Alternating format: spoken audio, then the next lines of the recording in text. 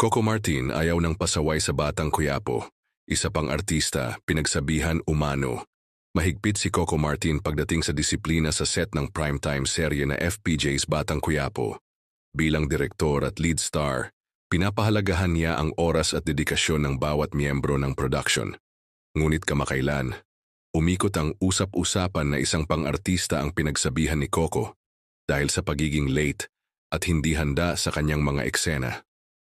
Ayon sa insider, naudlot ang ilang eksena dahil sa nasabing artista kaya napilitan si Coco na kausapin ito nang masinsinan sa harap ng ilang staff. Hindi naman siya sigaw o bastos. Firm lang talaga siya. Gusto niya lahat propesyonal kasi malaking proyekto ito, ayon sa source.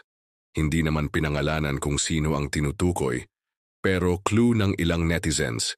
Madalas umanong makita na aktibo ito sa social media kahit may taping kinabukasan.